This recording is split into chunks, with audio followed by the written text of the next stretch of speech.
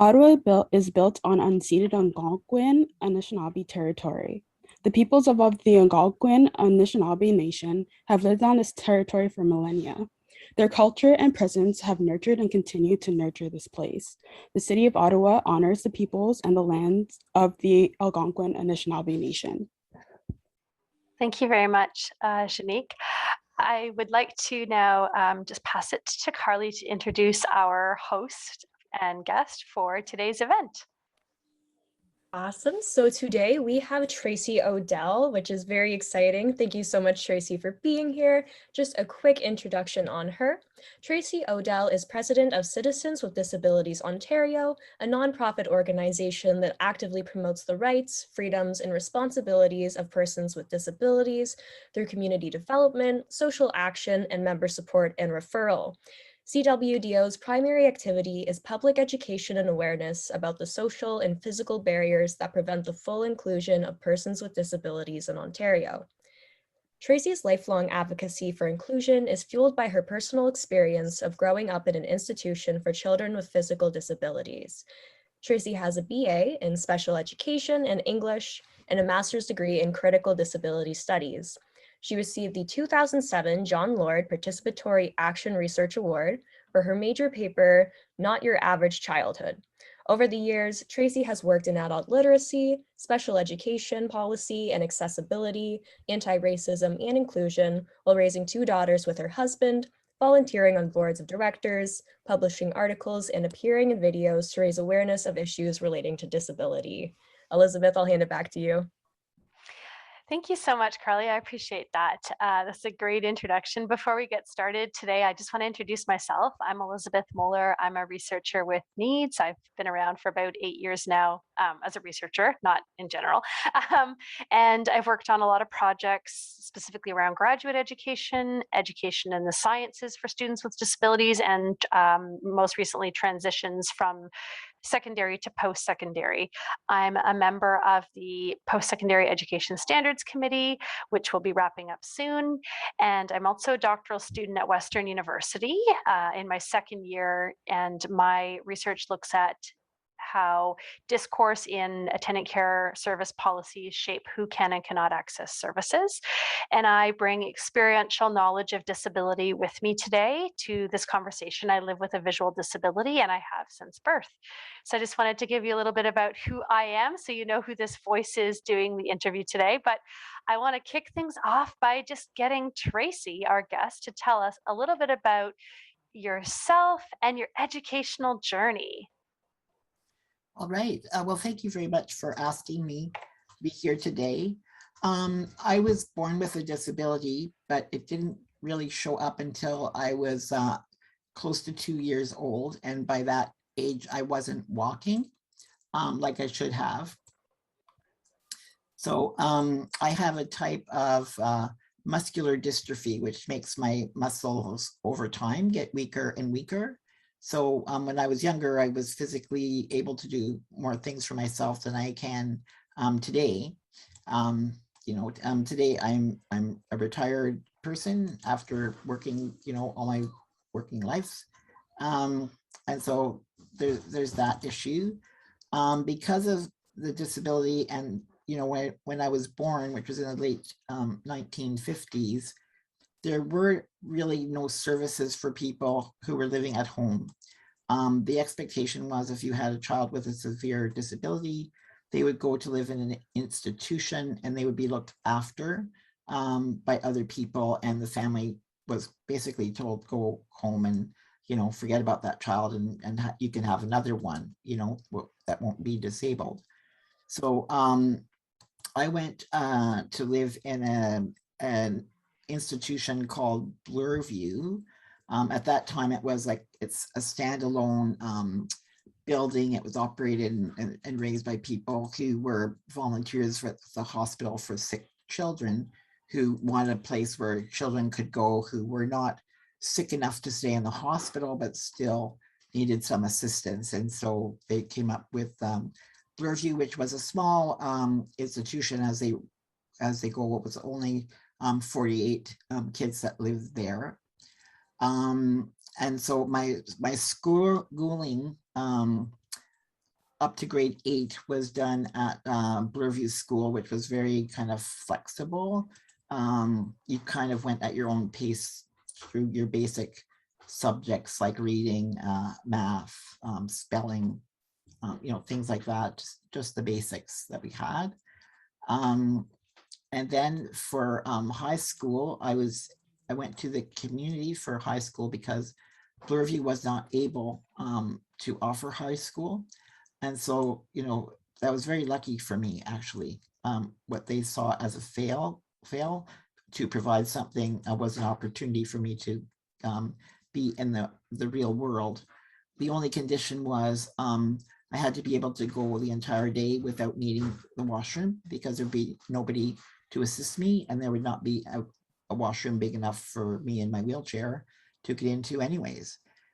So that was a condition by which I was able to go to school, and I wanted to go so much, so desperately, that I kind of trained myself to abstain from using the washroom during school hours until I was back at the institution at the end of the school day. And then from there, I went on to university to do my teaching degree, my undergrad, and then my MA.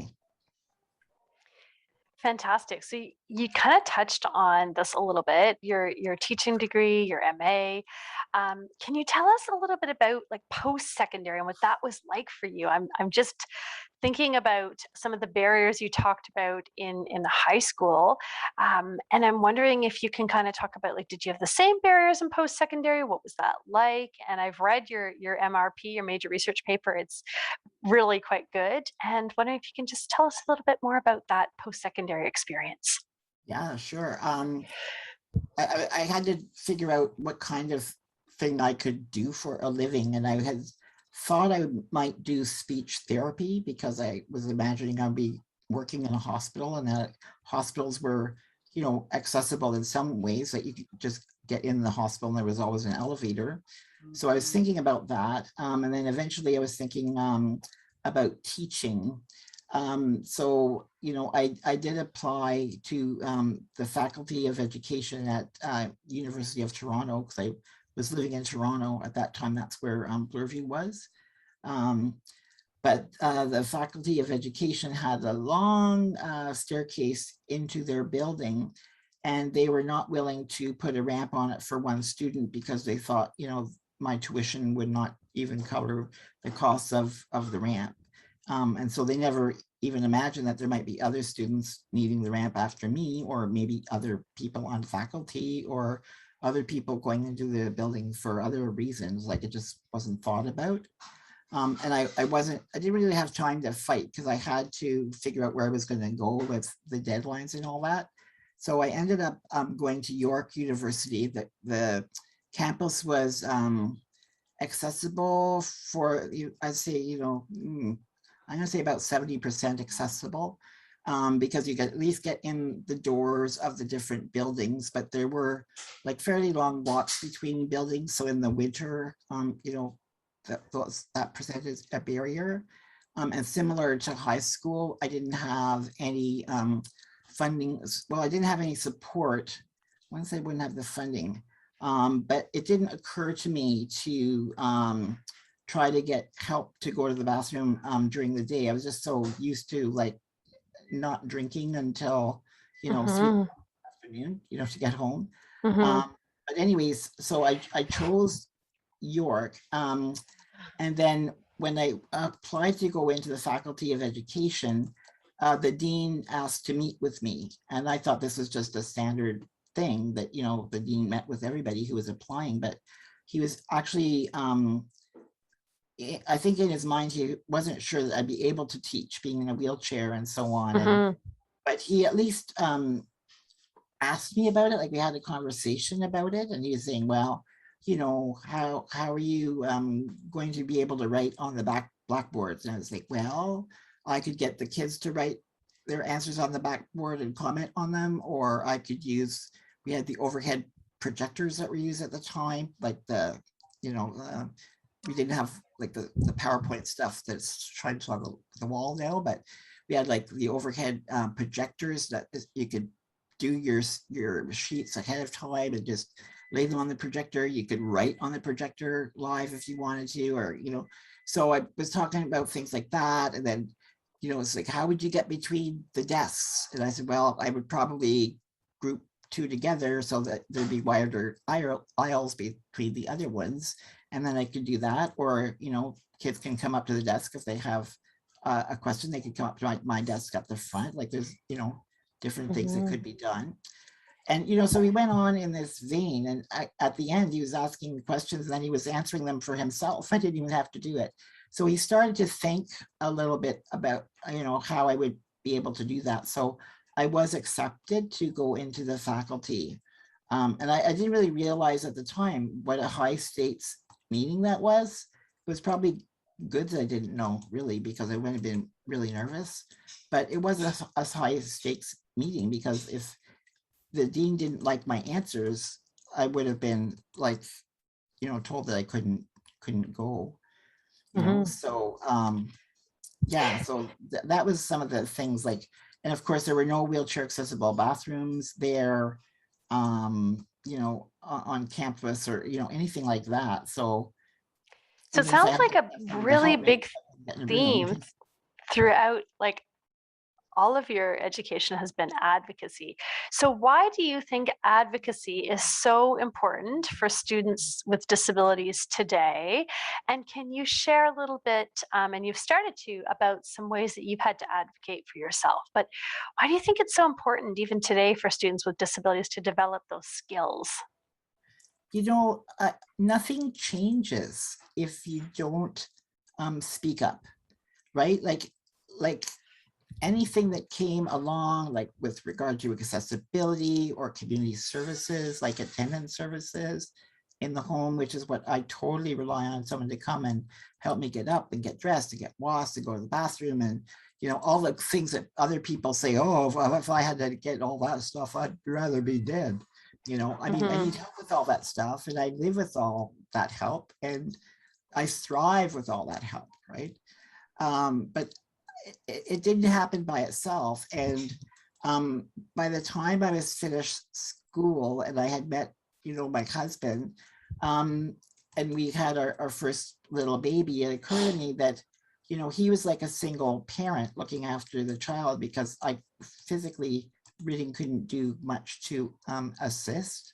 So I advocated for nurturing assistance, which, you know, I'm very proud of, but it was like assistance to look after my kids with me there under my direction. So it wasn't babysitter, they weren't dropped off, but they would help me to play with the baby, change, you know, bathe, you know, take my child out to the park, you know, with me, like all those things.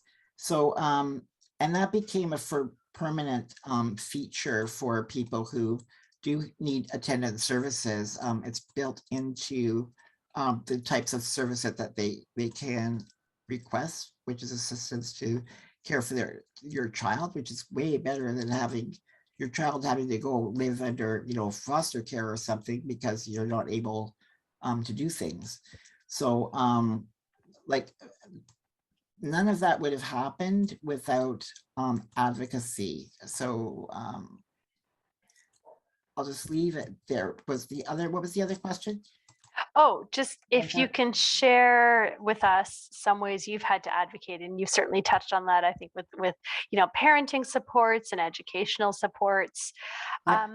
But I think, you know, one thing I was wondering about is, how should students develop these skills? I think there's a lot of things in secondary that are done for us as students with disabilities. And I know that there's a real push to get us at tables where our IEPs are being discussed, but I still sense that when students come up to post-secondary, it's a really big surprise. So what tips might you have for people starting to develop these skills? Well, there's quite a few tips, but one thing is to be able to stay calm, like pretend you're talking about someone else, because it's usually easier to help someone else, you know, than to advocate for yourself. So if you pretend you're talking about someone else, it's easy to stay calm and focused on, you know, the message and the main thing that you want to get across.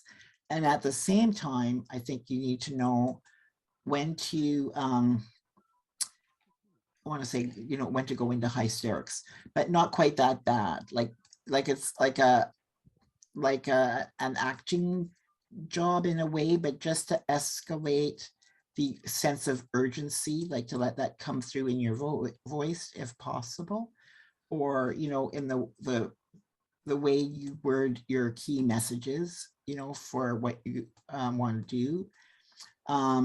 Sometimes it was like with nurturing assistance, it was really about clarifying that this is not paying for babysitting for people with disabilities. This was another thing altogether. And, you know, it did not exist. And what was the upside of doing it versus the downside of doing it, right? For the family experience.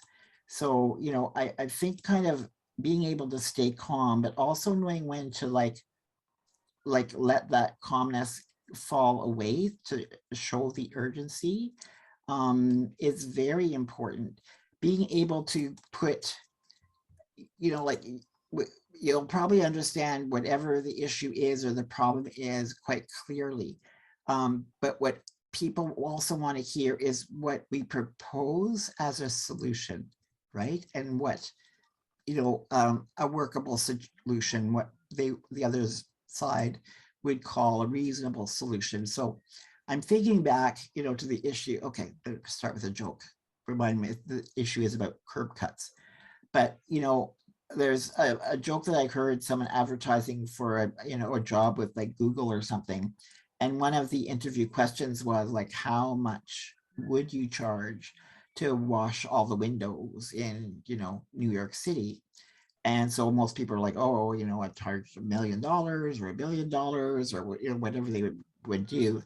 They had to figure out the math in their head. But the person who got the best answer was the one who said, you know, $3 a window, right? Because you don't know.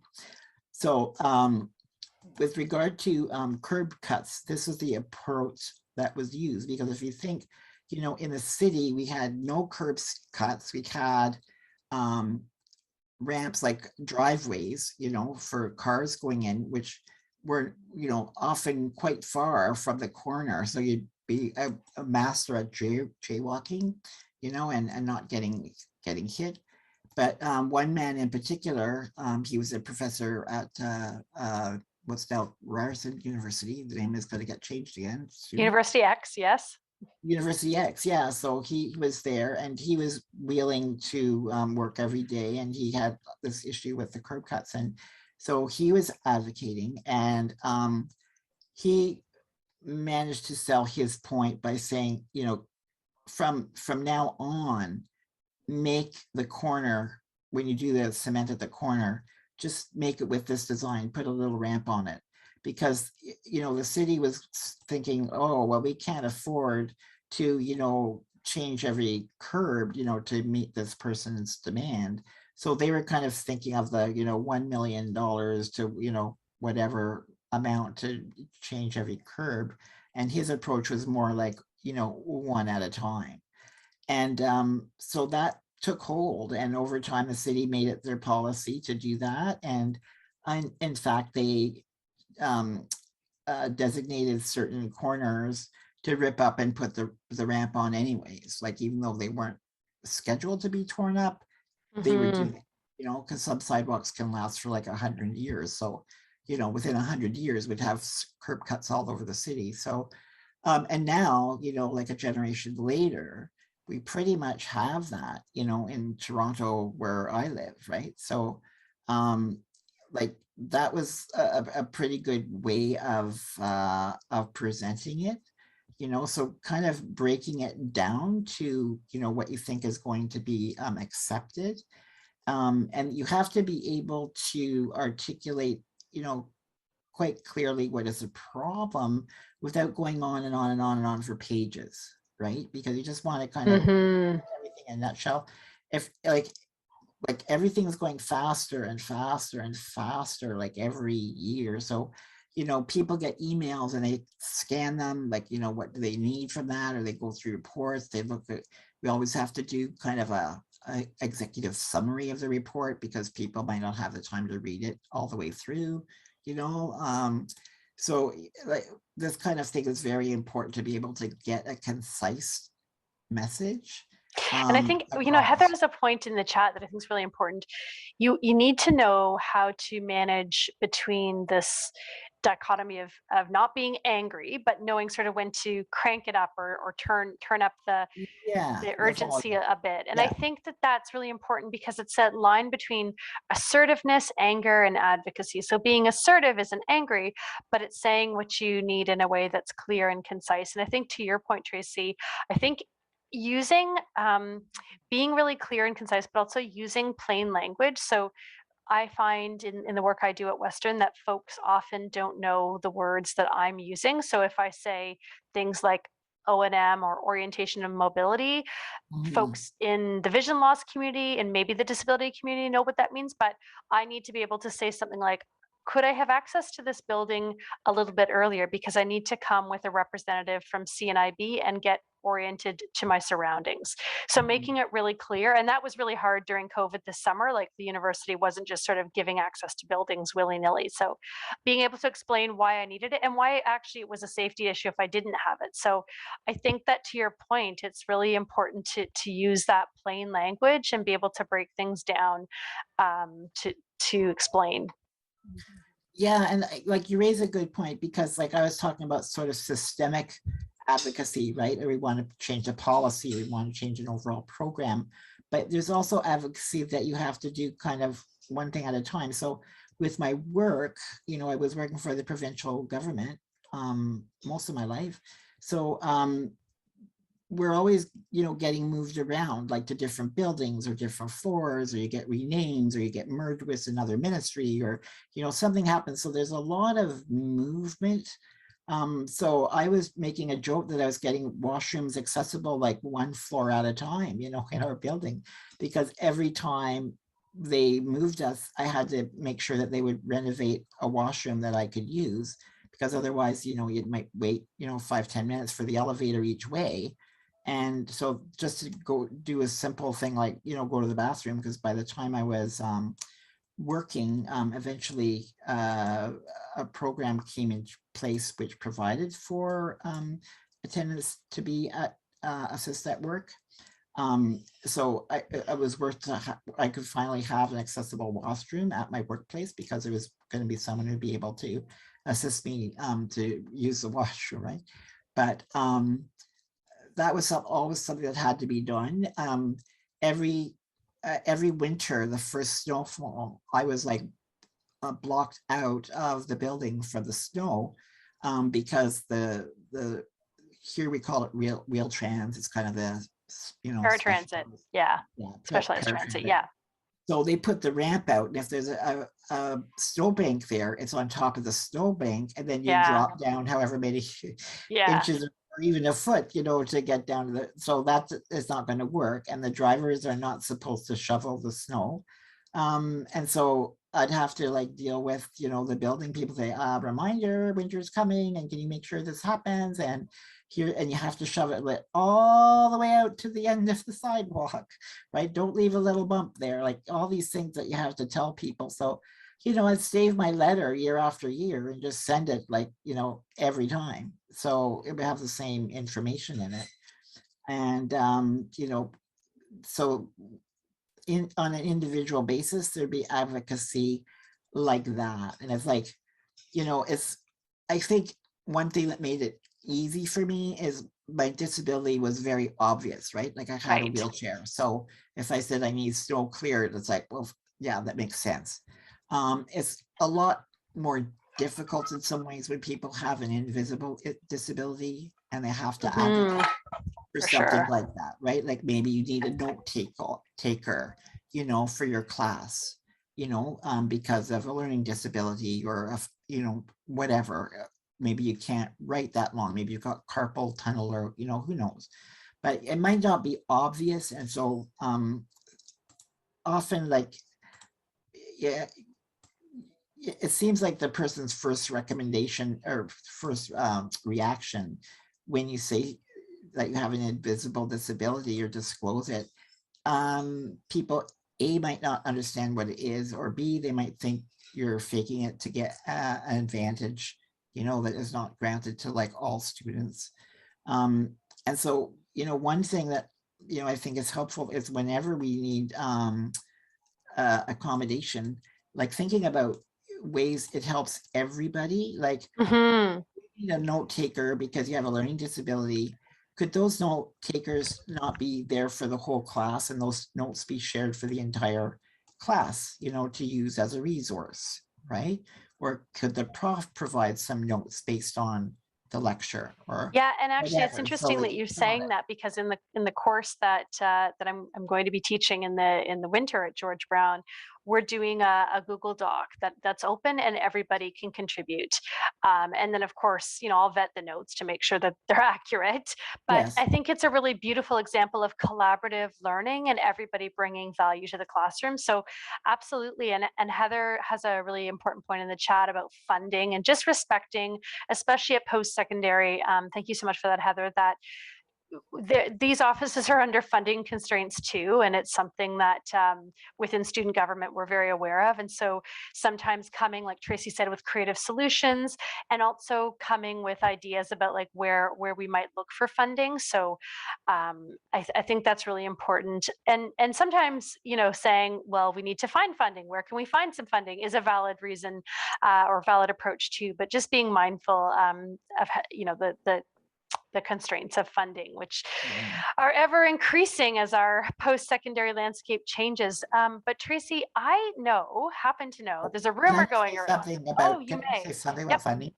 Like, because one thing that is not discussed about funding, we talk about the cost of doing whatever. Do we talk about the cost of not doing it? Right? Mm-hmm. Because there's a cost to that as well. It could be a human cost. If you don't make things accessible from the get-go, you're going to have a renovation cost that is much higher down the road, right? So there's the cost of not doing it as well. And I mean, it's always a matter of priorities. Like if we wrote down a list of all the things government spends money on, there will be hundreds of things higher up the list than, you know, accessibility accommodations. And so how do we get to the, you know, to the top of that list? And so when you think about, like, I'll never believe anybody when they say there's no money ever again after COVID, because like things happened, money was found, like, you know, they were willing to, you know, go into deficit to make things happen. So if there's a high enough priority and there's political will to do something, it can happen. Mm-hmm. Okay. Yeah, I love that. I Okay. love that. I think that's a great takeaway. So I'm wondering if you can tell us a little bit about the work of CWDO and its projects and how it relates to CCD. Okay, well, I'm going to start with how it relates to CCD. So CWDO, Citizens with Disabilities Ontario, is a provincial organization of people with disabilities. So that's different than an organization for, you know, people with disabilities, because our board is all people with disabilities, and, you know, we decide our priorities and, you know, whatever it is going forward. And we are the Ontario representative at the table for the Council for Canadians with Disabilities. So the council has members from, like a member from each of the provinces to represent that province. And then there's some additional members, like members at large on the council. And then we also have some organizations that are affiliated with the organization, but they're never allowed to outnumber the provincial, you know, representatives, like in terms of voting. They'll never be able to like outvote. So that is how the organization is structured. And Heather Walkus is also here, and she's acting as the chairperson for CCD. So I don't know, Heather, if you want to add anything more about CCD while we have this chance to do the plug. Maybe not. Nothing in the chat. So I assume well, Heather feels okay, you've I'm passed- here. Oh, sorry, Heather. Go There ahead. you are. Yeah, I just wanted to say thank you, Tracy. Yes, I'm the first vice chair. Tracy is the second vice chair. And on our call today, we also have our treasurer, Pat Danforth, the grandmother of the movement, as we call her, or the elder of the movement. And we also have April Dauman, who's been with CCD for 38 years and is our rock, our heart, our soul, and is our historian. So CCD is has a number of interesting people at it, but it is really about moving our human rights agenda forward. And that's where we sit. And our provincial organizations and some of our national organizations of people with disabilities do much of the on the ground work. And that is why it's, as Tracy pointed out, it's important that the provincial voices are never overridden by the national voices, because they speak for the people at the community. Thank you. Great. Thank you Thanks so for much, that. Heather. Yeah, and so the work of CWDO, we've been around for, this will be our 16th year. And we were, let's see, like we don't have any staff, we don't have any core funding to, you know, make things happen. So we exist on the remaining money from any project that we did. You know, if we didn't spend all the money, maybe we had volunteers to do some of the work instead of paid people. So we've got like a bit of money, you know, that we've been able to accrue, and people make donations to us sometimes, but we're not a charity, a registered charity, so we cannot give receipts for people for tax, but you know, people can contribute to our work if they wish to. So anyways, we make a lot of submissions to respond to government consultations that are made. We did a lot of work on what's called MAID, Medical Assistance in Dying, because we're just worried that people with disabilities will be somehow made to, you know, be pressured or made to feel that they have no other choice, you know, other than to end their life. And, you know, if people choose to do that earlier and earlier, as the law is now permitting, you don't have to be like 3 months or so within the end of your life. You could be 20 years old and being diagnosed with something, and you just say, okay, I'm going to just, you know, not live with this anymore. I'm going to set a date or whatever it is. So, you know, there's concerns that we were raising that this was a very slippery slope that would end up being, you know, anti-disability, you know, we call it ableism, like, you know, that people have very negative attitudes generally about becoming disabled or having a disability, which is, you know, it's sensible in terms of a, you know, a health issue and health standards. Like, you know, I'm sure most people would rather be able to, you know, not have limitations based on various aspects of their disabilities, but it's also, you know, how we identify ourselves and how we have become, you know, who we have become, and, you know, the experience that have shaped us, you know, have shaped our personalities to some extent, and our personalities in turn have helped us to shape the style of advocacy that we are willing, you know, to do. So, so CWDO has done a lot of work on MAID. We respond to people who write us with questions about how to, you know, how to advocate for something. It might be like a sports center in their community was designed without, you know, accessible enough seating, or, you know, maybe you could, maybe one person can sit there in a wheelchair, but If two people are together in wheelchairs, then there's not seating for both of them. They have to sit apart. Or, you know, sometimes the accessible seating is only people in wheelchairs can be there, and anybody else that you're with has to sit in the stands like far away from you. So, you know, that can be issues for folks, and we respond to that. We refer people to ARCH, which is an advocacy center specializing in disability law. So they can recommend lawyers who are under legal aid, you know, to assist people and so on. So we'll make some referrals. We participate in consultations. We go in person when we can. Zoom has made it much more possible, you know, for us, you know, to do that. And sort of a place where we overlap is like I'm on a CCD committee, which deals with end of life ethics. And one of the members there was in the paper last summer.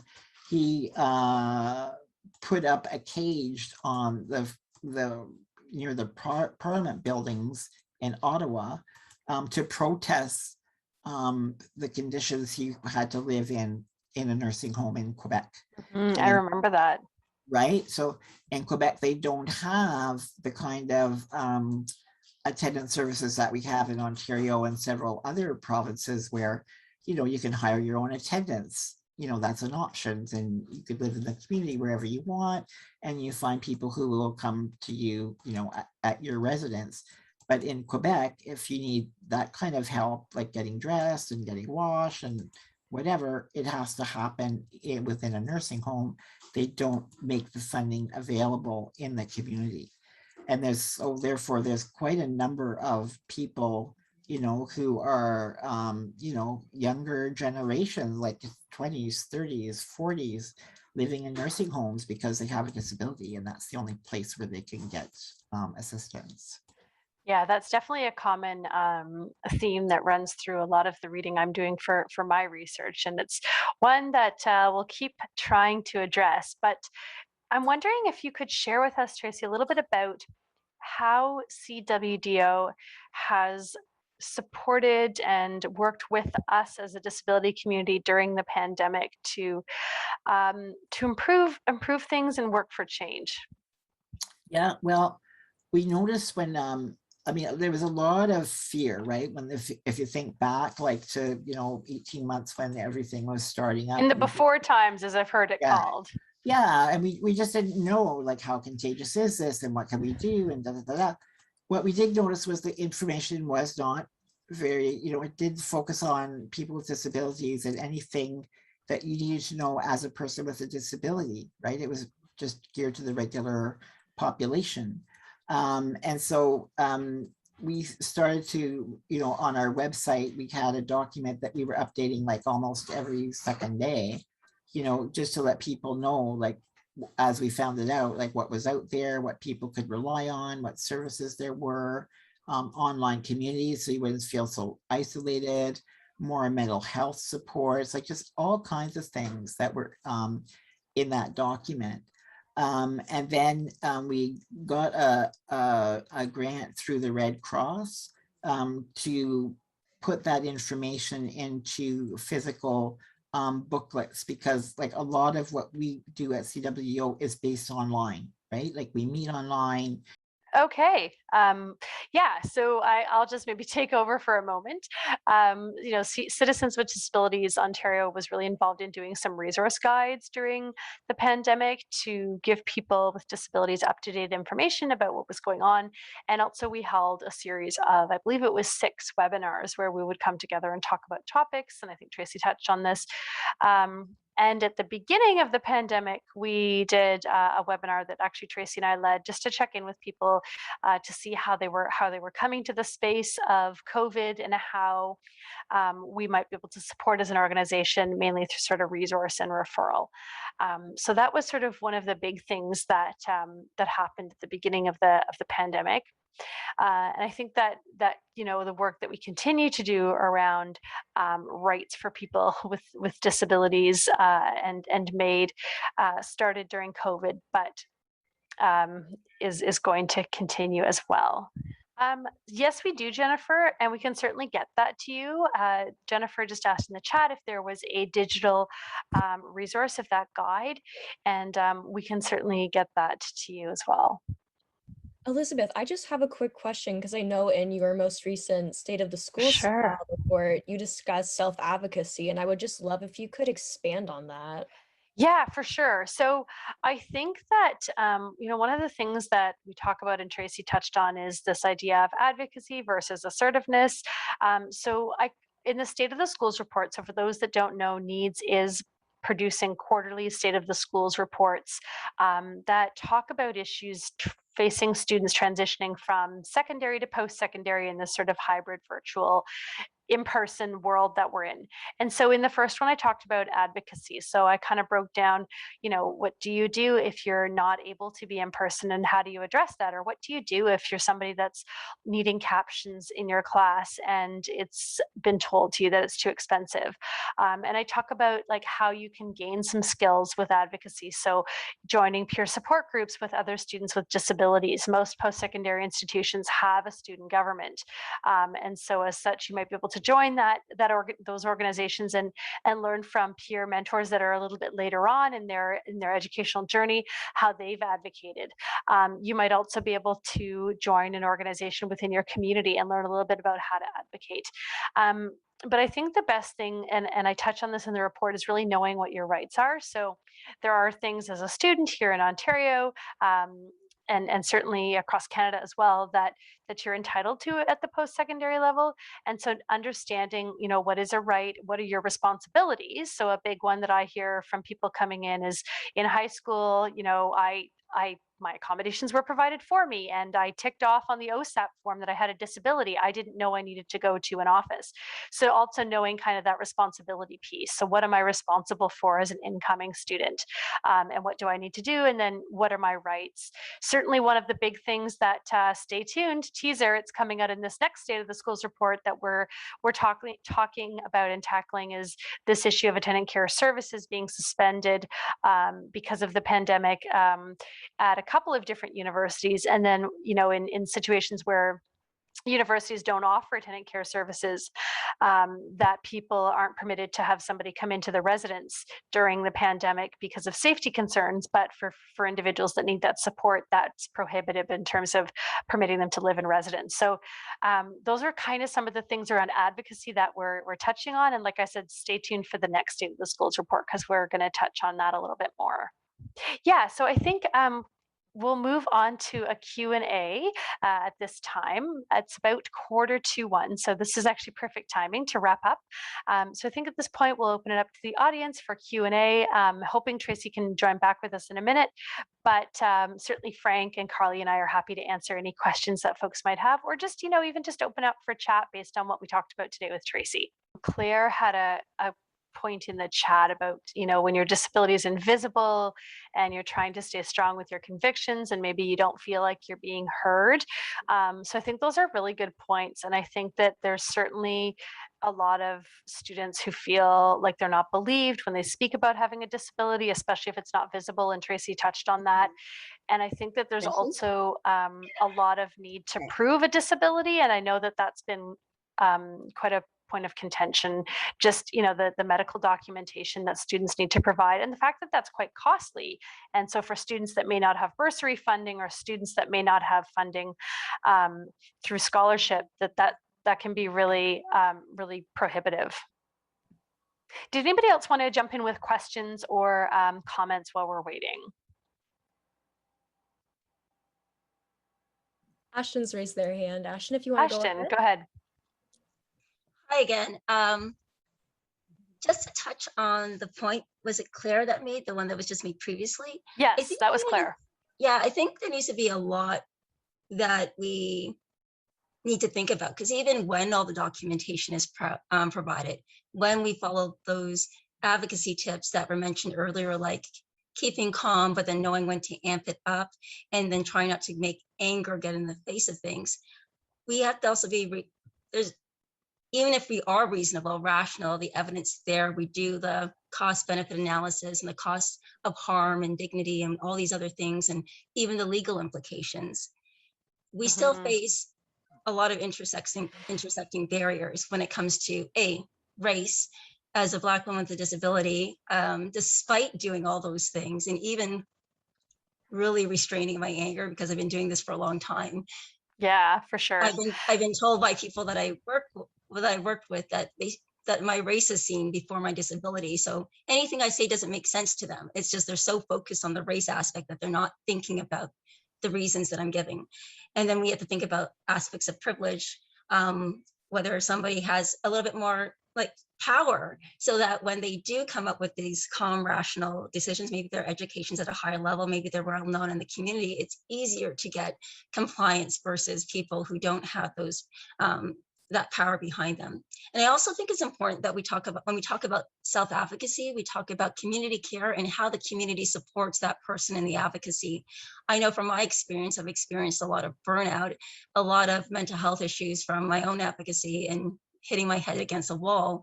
But I don't think we talk enough about the importance of building a community around you to support you and pour into your cup so you can do that self-advocacy. And then also that when we're doing that self-advocacy, sometimes it's okay if we're too weak or we're too exhausted to say, tap in a friend who has the power or the energy to, like, you know, I need you to start speaking my words for me and speaking my truth, because I'm not in a place to do that. And I feel like continuing to engage will cause more harm. So I think when we talk about self-advocacy, as much as it's an important tool for us to assert ourselves, give us our identity, and also to navigate this world, we also have to realize that community plays a huge part in that, resources play a huge part in that, and power dynamics play a huge part in that, especially for marginalized people.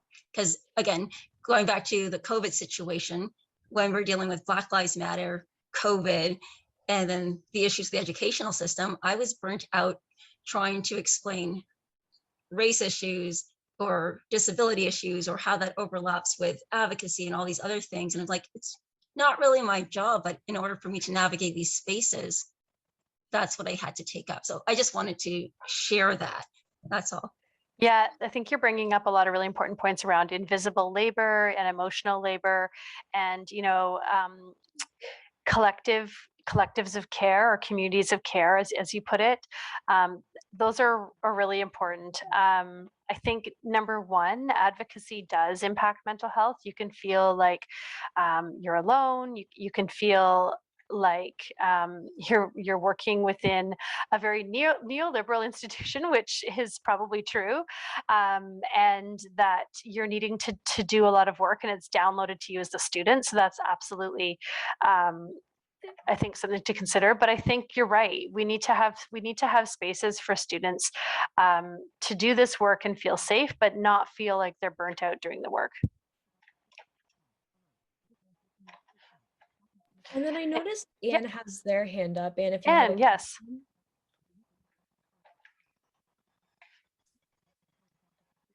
Okay, yeah, I have two comments actually that I wanted to make. The thing about the testing, I've had quite a few comments from people, like from Athabasca, where I took my master's, and of course it's all online, and students come from all over Canada, all over the world, and quite a few people have mentioned that because of the testing and how it's done, specifically for ADD, each province seems to be different. Mm-hmm. And of course that makes for quite a few problems. And but I just keep telling people to go ahead and to just keep pushing, you know, whoever they have to get that testing done, because once you do have that testing and you have the results of it, you can get more services. but I find a lot of people are very resistant. Like they say, well, it costs a lot of money and I don't have the funding and that. And the thing about, as I said, each province is different. Like in BC here, the best ones to get your testing is going to a psychologist. And but in Alberta, it's something different. And then farther back, it's, you know, completely something different. The other thing I wanted to touch on was mental health. And yes, through COVID, yeah, my mental health has kind of fluctuated a little bit because I've been trying to help people and that, but I had to step back and realize, you know, that my mental health is important. And I try to tell people all the time, various different ways that I keep my mental health in touch, and that's doing my artwork and that. So yeah, those are the two that I just wanted to touch on. Yeah, absolutely. And I think, you know, assessments are definitely a barrier. And I think that that's, again, back to that sort of medical model, right? So, you know, in order to get services, we need to sort of prove that we have a disability. And it's that sort of, how is a disability constructed? And it's this sort of very narrow definition. You know, certain categories of people are being created and labeled, and then based on that being given specific types of accommodations. So absolutely. Any last comments or questions?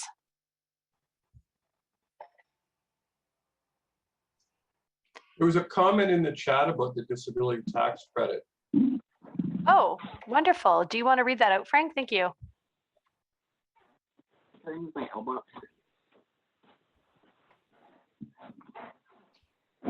Hi, this is from one of our participants. Hi, I have been diagnosed with ADD and ADHD with a learning disability and being an adult, and wanted to know if I can apply for the disability tax credit.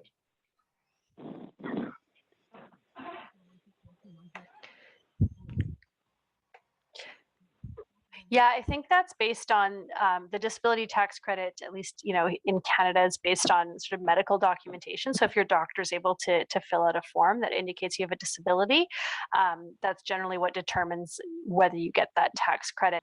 Okay, so I wonder if we could, before we wrap up, give Tracy the last word. Any words of wisdom, any advice you'd give students as they navigate the transition into post-secondary, through post-secondary? Any words of wisdom you want to share before we wrap? Well, based on my experience just now, maybe have a backup generator for your computer.